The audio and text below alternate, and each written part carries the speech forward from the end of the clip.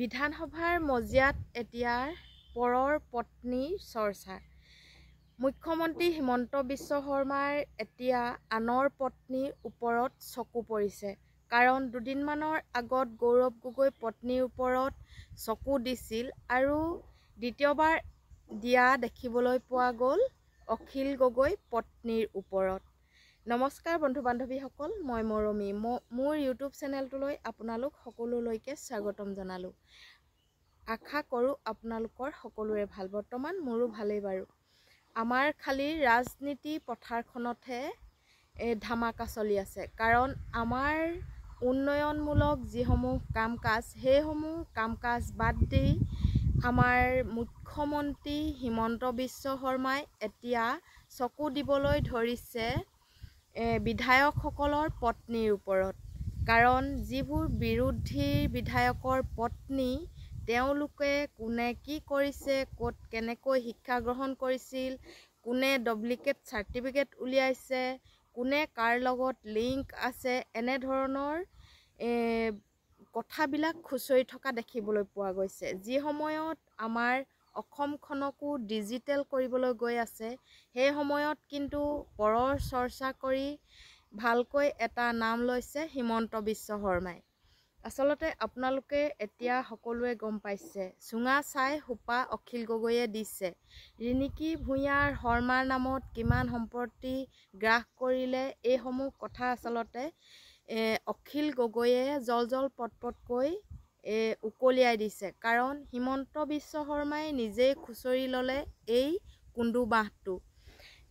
অখিল গগৈ পত্নীৰ হেনো শিক্ষাগত অৰ্হতাক লৈ হিমন্ত বিশ্ব শৰ্মাৰ ডাউট আছে আৰু তাকে লৈ বহুত জেগাত দেখিবলৈ পোৱা গৈছে কলেজত মৌনৰ ধৰ্মঘট অৱস্থান কৰা ছাত্ৰ ছাত্ৰীসকলক।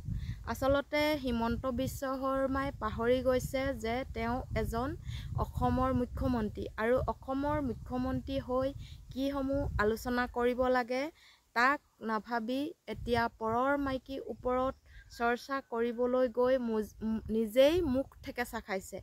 আৰু হয়তো মুখ ঠেকেচা খাইছেই আৰু কিমান কি উকলিয়াব লাগিব ঠিক নাই। কাৰণ ৰাকেশ পালৰ দিনত হেনো মুখ্যমন্ত্ৰী ভায়েক দুজনে চাকৰি পাইছিল আৰু ৰাকেশ পালৰ যি কেলেংকাৰী, বৃহৎ এটা কেলেংকাৰী, আপোনালোকে নিশ্চয় সকলোবোৰ গম পায়েই, নকলেও হ'ব।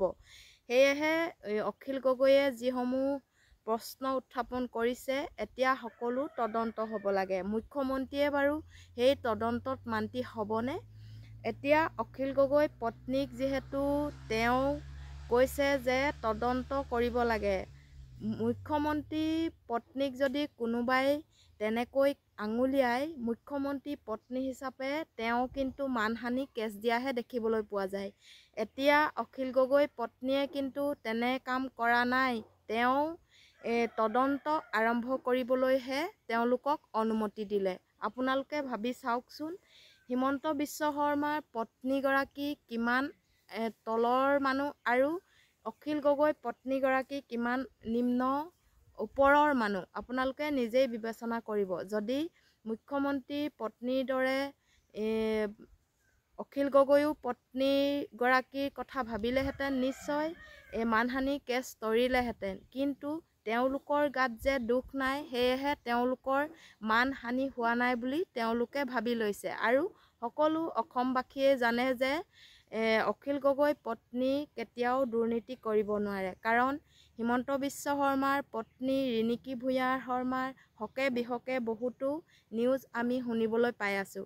সেই গতিকে তেওঁ কিবা এটা যদি ক'ৰবাত শুনিবলৈ পায়, তেনেহ'লে নিজকে মানহানি হৈছে বুলি কেছ এখন তৰিয়ে দিয়ে, নহয় জানো? মই যদি কথাকেইটা ভুলকৈ কৈছোঁ, তেনেহ'লে আপোনালোকে আঙুলিয়াই দেখুৱাব। আৰু যদি মোৰ কথাকেইটা ভাল লাগিছে, তেনেহ'লে লাইক, কমেণ্ট আৰু শ্বেয়াৰ কৰিবলৈ নাপাহৰিব। ধন্যবাদ।